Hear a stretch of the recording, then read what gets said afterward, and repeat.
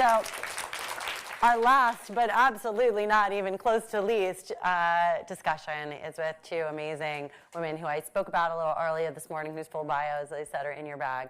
I first want to introduce the amazing, the incredible Andrea Stewart-Cousins, who has agreed to join us this morning. Look, there you are. Yeah, please come up and have a seat. Yeah, come sit. Andrea Stewart-Cousins, who I'll let Brett speak about in a minute. As I mentioned, if depending on the results in November, maybe in fact the first woman leader of the New York City will be. Well, you know, got it. Okay. That's yes. right. That will be the first woman leader of the New York State Senate, and Liuba Grechen. Of the legislature. Of the legislature at all. In the history of New York. You know, it defies I know, it's an ability to understand. Okay. We're progressive, don't forget. Yeah, right. And up-and-comer, a new face on the scene who I think we'll be hearing from for a very long time, Liuba Grechen Shirley from Long Island, who is running for Congress against a, how many term incumbent? 13-term incumbent, something which is becoming all the rage here in New York lately, ladies. And my dear friend, Brette McSweeney, who runs Eleanor's Legacy, which is one of the foremost organizations in New York supporting Democratic women when they run for office. So please join me in welcoming this great group. So good morning. Thank you, Lauren, and to Citi for including me today and including my colleagues and the next leader of the New York State Senate and the next Congresswoman representing New York 2nd Congressional District. We do have work to do, but I'm a firm believer in put it out into the universe, right? And the universe will bring it back to you. So we can't say it enough, I believe. So why do we do the work we do, both at Eleanor's Legacy and with the women who are elected officials and working to join them? I just want to set the context is that New York is 19th in the nation for women serving in our state legislature. We have 27 members of Congress. 8 of them are currently women. We have 51 members of our New York City Council. Women hold just 11 of those seats. So yes, we are the progressive New York. People think we have New York values, but one of them is to make sure that women have equal representation, if not 50+1. I think Ruth Bader Ginsburg herself, the daughter of Brooklyn, said it best when she thought there'll be equality when all 9 justices on the Supreme Court are women. So I think we should aim for that and see what the results will bring. But we have 2 excellent women here today. I do a lot of talking, encouraging women to run and encouraging women to serve. But I thought it would be interesting, and it's worthwhile certainly to hear from the women who are doing it and have 19 more days to go and are counting on you all here today to help get them across the finish line and all of the women that are running. So let's get started. There's a historic number of women running for office in New York State. 105 women are running for our state legislature. And when we elect enough of them on November 6th, Andrea Stewart-Cousins, you've served 10 years in the Westchester County Legislature, 12 years in the New York State Senate. You are at the precipice of becoming leader. What's it like to look out there and see 105 women running and see first-time candidates who don't quite have that experience under the belt, see them joining you on the campaign trail? What's it feel like? Well, it's exciting. Clearly, we are, and I think Tish mentioned it, we are in this critical moment, and I don't think anyone believes that we can continue to sit on the sidelines no matter which side of the aisle you were on. I think everybody was shocked in 2016 at the results. And the understanding that things can, we had a woman presidential candidate, obviously, and I think that we were hoping, many of us, that we would make some history, especially for New York women. I mean, I just thought we could do it. And I think 2016 woke up so many women in so many ways. And finally, we've decided that we're not going to just let somebody else do it and that we're going to stay behind the scenes, but we ourselves have the power and we're going to step forward. So just in the primaries, I had an incredible group of women running in the primaries, many first-time candidates who are now poised to join me in the state Senate. And we will actually have the most women ever, if all these women succeed, in the state legislature. Up till now, we've had less than 25% of women in the state Senate, and less than 30%, I think, in the Assembly. So when you think of the number of women who are not at the table, it's kind of surprising for New York. We can, and we will do better. Absolutely. 19 days to go. Yes, vote. And what's interesting, too, especially as we sit in city, I spend a lot of my time in grassroots politics. I don't often find myself in buildings with so many elevators, at a minimum. What's important to Eleanor's legacy is electing women at the state and local level, because we feel that that is both certainly the pipeline to future leadership to Congress, but also it's important because policy gets made that affects so much of our lives. And correct me if I'm wrong, the state Senate, the leader of the state Senate, the Speaker of the Assembly, and the governor work together on a $180 billion budget? That's right. $180 billion. Yeah. Yeah. So when you hear the three men in the room, that when they talk about the policymakers, that's what it is. It's the governor, it's the Speaker of the Assembly, and it is the Senate Majority Leader. And because they have all always been men, they have all always been the three men in the room. So again, we're poised to at least put one woman in the room for the first time in the history of the New York State Legislature, where that $180 billion policy document, because that's what a budget really is. It's a policy document. It's like, where are you paying your attention? Where you want to put your resources? So it'll be the first time that a woman's ever had a direct say in those negotiations. It's very interesting. It's an exciting time, and certainly we've all participated for the past perhaps 2 years, I'm going to guess. Perhaps, I guess, show of hands, how many people have been marching for the first time, maybe called your senator, state senator, U.S. senator for the first time, maybe you've been calling them once a day on various topics. Okay, so everybody else calls your senators all the time? Yeah, you've all been doing it? Or do we only have Just three these people who are telling yes? They're only on a phone tree, the three of them. Well, join the phone tree. Yeah, Walking and calling. And anyone been volunteering yet for a candidate? Gone door knocking at all? I did just last Sunday in Mineola. Yes. Okay, we're going to sign you up because there are women who've been motivated for the past 2 years. What's that? That's what we're going to do before we close today. Yes, before we close today. We're certainly going to sign you up because there are women who have been motivated these past 2 years especially to lend their voice, to get in that room.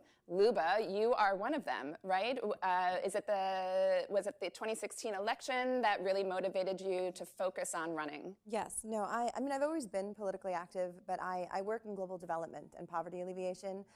And I thought maybe I'd run for office when my children were grown and they were off at school, but running for office with a 2-year-old and a 4-year-old was literally the least, something that I would never think of doing. Most people said I was crazy. I probably am a little bit crazy to run, but after the election, I needed to do something more, and I ended up calling our Suffolk County Democratic Party. I called a lot of local elected officials, and I wanted to know what the plan was, and nobody would get back to me. And I emailed, I called them, I found them on Facebook. I was a pain in the butt. Nobody would get back to me. And I ended up calling the League of Women Voters, and the woman on the phone said, well, you can get involved in voter registration, but she said, I sense the urgency in your voice. And she said, I think that this is your leadership moment. And I hung up the phone, and I thought that was literally the least helpful conversation I had had. I wanted somebody to tell me what to do, and there was no plan. And I ended up finding the Indivisible Guide, and it was very similar organizing that I had done when I worked at the United Nations Association. And I created an indivisible group. I called it New York 2nd District Democrats, and every morning I'd be up nursing my son at 5 a.m., and I'd be writing an action alert on my phone, and I would post it at 9 a.m. every morning. And Peter King has been in office since I was 12. His voting record is horrific. He has consistently voted to hurt working people in our district and all across the country, and he hasn't faced a real challenge in at least the last 12 years. But this was personal to me. I have 2 children. I am raising them in this country. We just elected a president who proudly boasted of sexually assaulting women. We have a representative who is against a woman's right to choose, even in the cases of rape or incest. He has voted against paid family leave. He's voted against equal pay for women for equal work. And he hasn't been held accountable. And I ended up organizing a protest in front of his office when he came out in support of the Muslim ban. And I called his office on the day of, and I said, I want to come in and speak with you. And they told me to come in at 3:30. And by the time I got there, they locked the doors and sent his staff home. And I got a meeting with him after that, but only because we had 400 people march in front of his office. Utter nonsense.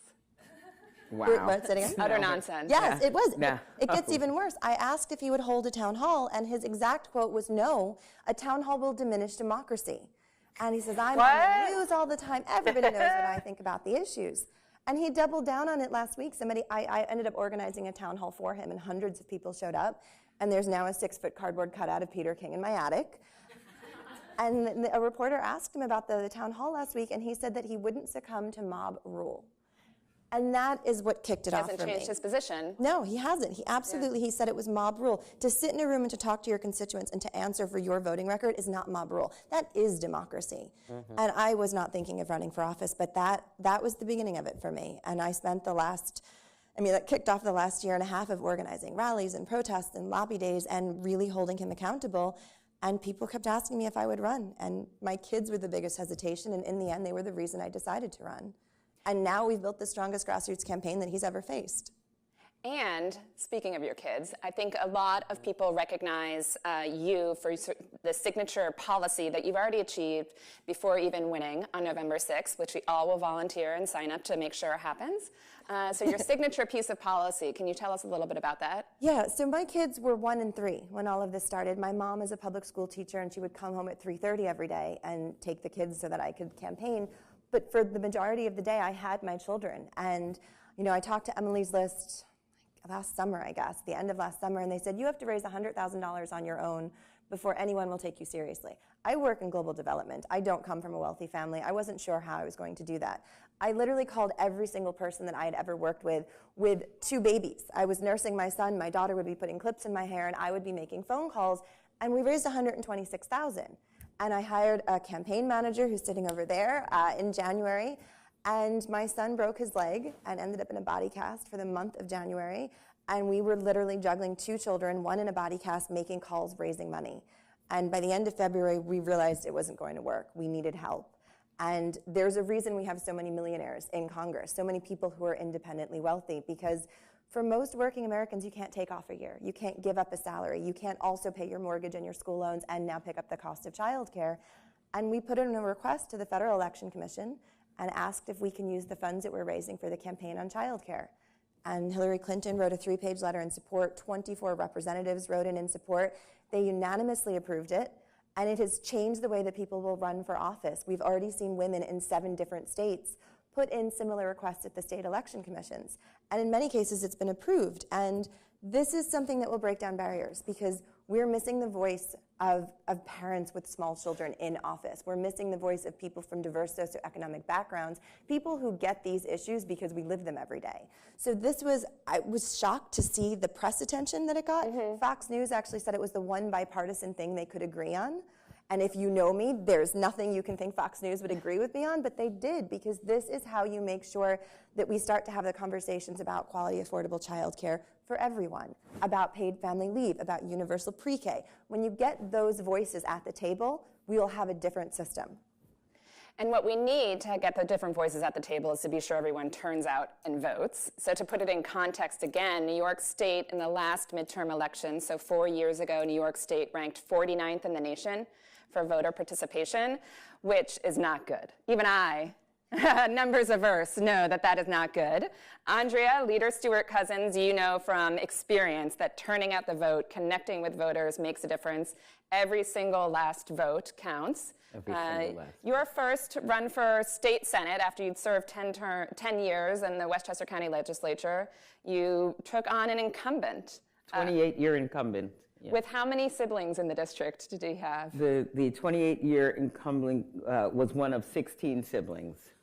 Voting in the district.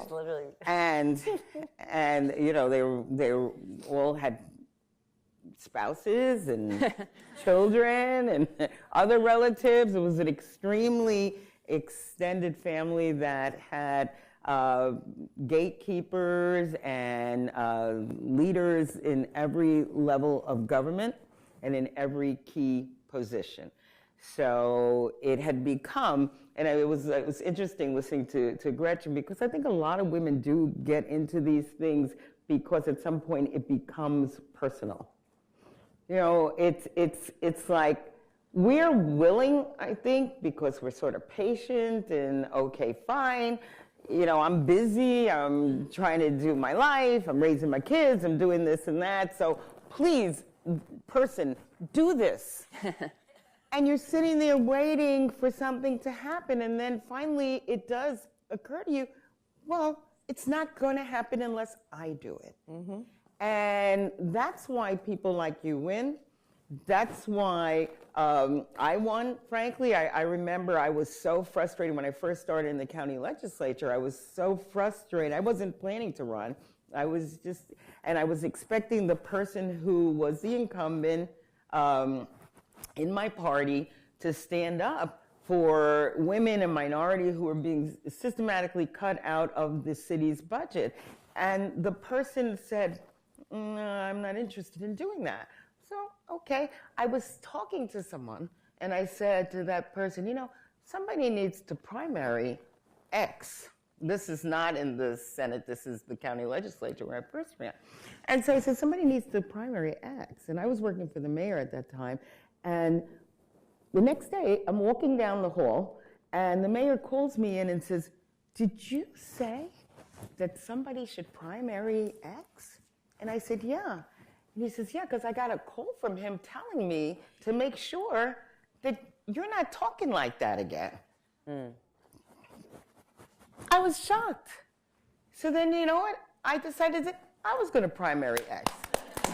Because we couldn't continue. I'm not going to be told not to talk like this. If you're not going to help us, then I got to help us. So I think a lot of women get into that. And I felt the same way when I got into the Senate, that there were things that I wanted, there were initiatives that I cared about. You know, there was a seriousness about education and how it was funded, and I realized education is the great equalizer. I knew I could bring something different. So despite all of the obstacles, 28 years, he was the deputy majority leader. He had every institutional player backing him.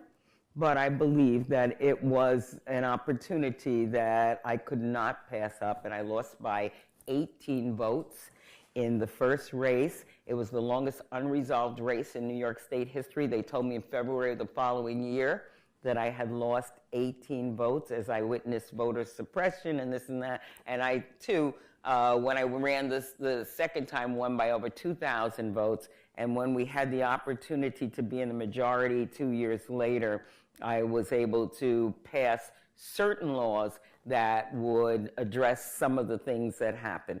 But you can only do those kinds of things in the majority. And that's why it's just really so important to be in the majority, because that's how you get policies done that matter. Can I just add something? Yeah, please. I love your story because that's why women run for office. Men run because it's the next career move.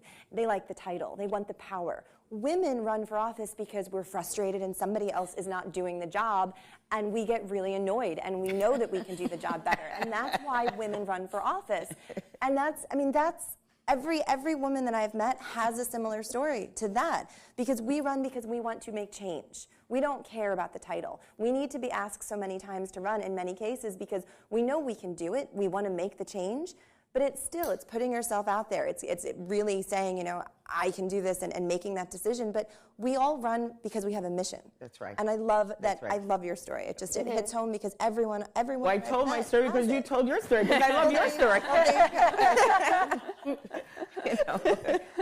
Yeah. And in your careers too, it's the same thing. You know, sometimes you're sitting there and you're like, oh, you know, you're looking at, they don't, I know. And you've said something that was, you know, profound, and nobody heard it. Right? And then, you know, Joe in the corner says, hey, what about this? The same thing you said. And then they're like, oh, that's a great idea. Like, well, wait a minute. Didn't you hear me when I said it? It happens. And then finally, you have to get to that point where you're saying, well, look, I understand what the C-suites look like. I understand I understand. But it doesn't matter. It's not going to stop me from trying to assert myself in ways that not only are productive for me, but are productive for the organization. But those decisions have to be made because it's just too easy to do everything that's always been done. People are used to seeing people in certain places, in certain roles. And in order to break that out, you have to have the passion to make the decision to make a difference. You've got to do it. And Liuba has a signature piece of policy. The leader, you have a signature scarf. And I told Liuba I would mention this because this actually fits right into what you were saying, right? You need to make an impression. You need to let people remember your name. You need to, when you're not in the room, they need to be thinking that you should be in that room. And so the scarf. Right. Now, the scarf, again, was just because I needed to distinguish myself. When I first got involved in politics, I got involved because I was helping this, I know she's hiding already, this woman over there, Simra, who was running to be the first African-American woman in the city of Yonkers to serve on the city council. And I had at that time a marketing background and a journalism background, a teaching background. I did a lot of things before I got into government. And so I helped her with policy and you know, just other things. And it was my involvement with her that exposed me to the people who were running for mayor, city council. And after she won her primary, I got a chance, and they all won the primary, I got a chance to help all of them. And they won. Yonkers was going through this desegregation and in the 90s. And so the mayor was the only one of 3 candidates who actually was planning to comply with the desegregation rule. And I tell you this because you need to know where we are. That was 1992 in New York, Yonkers. So when you're looking at what you're looking at, it's, you know, it's nothing has been etched in stone long enough for us to relax. Okay, so that's the important part. So when I got there, and then I had this little exchange that decided I was going to run. It was within 4 years after I served. I won, and then it was the reality that people did not know the difference between Simra and myself. They just couldn't figure it out. So every day I'd meet people who would say, "Oh, hi, Simra," and I'm like, "Oh, that's Simra." So finally I realized it was going to be a short-lived career if I was going to be mad at everybody and if they were going to be embarrassed every time they met me. So I thought about what to do. And Bella Abzug wore hats. I did not want hat here. I was like, what can I do? So I thought that a scarf would be a way to, people would just know the one with the scarf is Andrea. And so it was branding that I didn't realize. It's really just career preservation at this point, and sanity. How to keep my sanity. So now, lo these many years, I was first elected in '96. So now I can't go anywhere without a scarf because if I'm not wearing a scarf, then people just know it's not me. Yeah. And I've also decided that if I want to be incognito, all I have to do is take off. Become Simra. Because again, it goes back to what I said before. People are conditioned to certain things. They have to see certain things. It makes them comfortable. So if I walk in a room and I have a scarf on, they all know it's me and they can relax. They could know me and I'm not having a scarf on, it's in my chair or whatever, they're concerned. It goes back to what people are used to seeing in their lives. If they're walking in and they're seeing a Senate that looks like, older white men, that's what they're used to, To break through those kinds of barriers, takes, thought, takes passion, takes patience, it takes perseverance. But, you could have some fun while you're doing it. A little bit of flair. Yeah, a little bit of fun. Do it with style. So because you have women who are on the campaign trail every day and are ready to lead on November 6th, we thought we'd open it up. I think we have a time for a few questions. I could keep going. There are a few people I admire more than leader Stewart-Cousins, and there are a few people who excite me more than Liuba. But let's hear from you if you all want to talk with them. And I could keep going, too. Hi,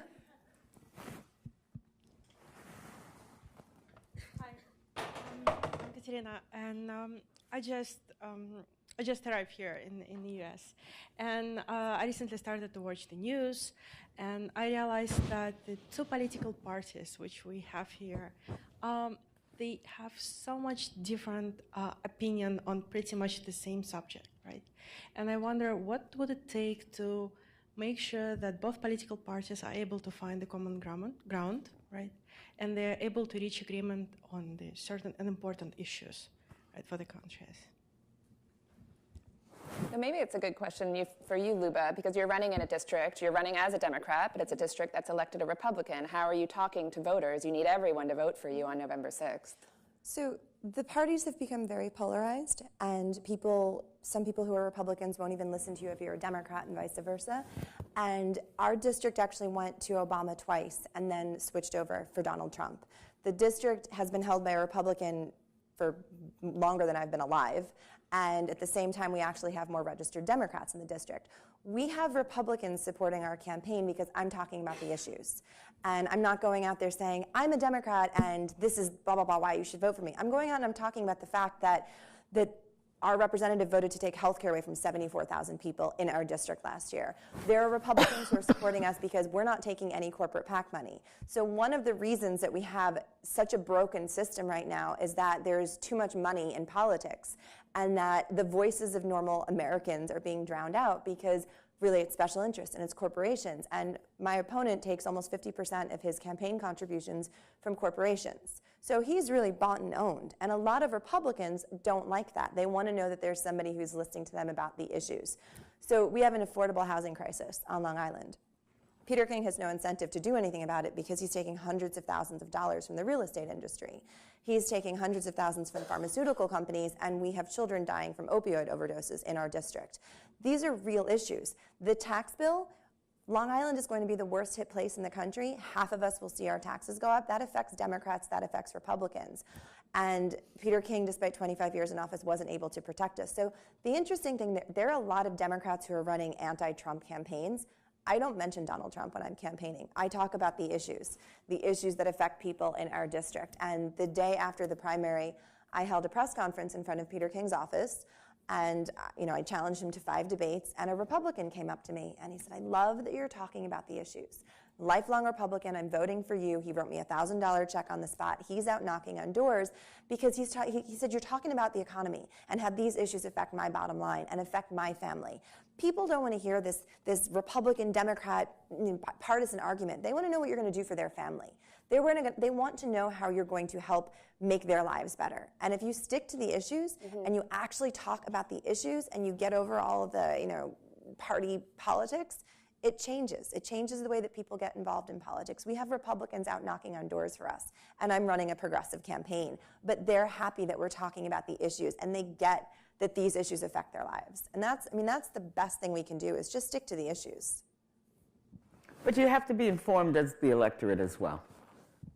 And what you are saying is absolutely true, because when I ran for Senate, I ran against a Republican, and he had managed to parrot all the right things.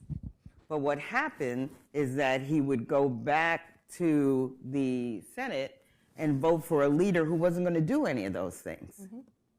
You see, and that's what happens. So you can say, oh, I'm for this, I'm for that, I'm for this, I'm for that. But when you go back and your leadership is never going to do any of those things, and you're allowed to have the best of both worlds. And so that's why you have to be informed. And, I would love to believe that in this environment we're going to all get together, but it is polarized right now because of the head of our country, who has made it very clear that there is a question about what America represents. And that's pretty much what, does it represent a welcoming place for immigrants? Or is it a place where if you're, working hard and delivering pizza, you're going to be deported? Is it a place where we actually care that people have access to quality health care and that women get to make decisions about their own reproductive health, i.e. their future, economy, whatever it is? Or is it a place which says, we really are not interested in what you have to say. Please take a back seat and we'll tell you what. I'm seeing this in very stark terms. And so we have to fight, as far as I'm concerned, and we could go on and on in the areas. We believe that we don't need to have, an environmental protection agency, or do we really think that radiation a little bit is okay? It's fine. Let's have more. So I want to say we can all get along, but I think we have to really be clear in our vision of America. And then I think we have to decide to fight for that vision. And we have to know that this is that moment to fight. Are your children going to be able to get an education? Are they going to be able to afford an education? Are we going to start privatizing public schools? What are we doing? This is our moment. So we'll get along, but we're going to get along after we decide what America really looks like. And I'm ready to fight for a vision that I dream of. So we have 19 days. Add one thing to that really quickly. Well, we've got 19 days to get it done. Everyone in this room, you have 3 things that you can do for these women and the women that they are representing, the historic wave. I think Liuba will probably appreciate, and I know the leader would appreciate you do these 3 things, which is vote on November 6th. If you are a New York State resident, vote on November 6th. Volunteer, find a few times when you can find a candidate, if the one not sitting here, one in your neck of the woods, to volunteer on their behalf, and donate. That is unless and until we have a Democratic New York State Senate and pass campaign finance reform, the power of the pocketbook cannot be understated, and the power of women to talk to each other, to let them know what candidates they're supporting for the issues that they believe in, and for the future that they believe for our counties, our state, and our country. Those are the 3 things that we ask: volunteer, vote, and donate. So thank you, Lauren, for this opportunity. Thank you, Lauren. Please join me in thanking this amazing panel. I know we're at time. I want to thank all of you so much for being here this morning.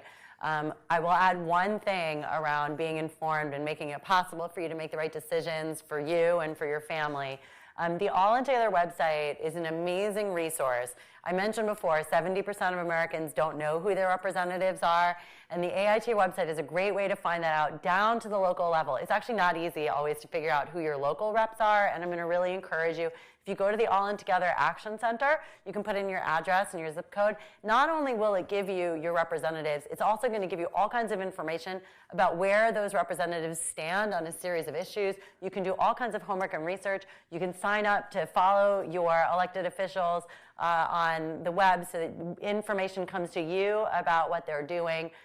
Pick one woman somewhere in America that is running, that shares your values, in New York State, who shares your, I'm obviously biased to New York, but pick one woman and find a way to support her with money, time, or resources, and obviously with your vote. And I want to thank everyone so much for taking such a huge part of your day with us. There will be evaluations for this program that we'll be sending you. Please take the time to fill it out.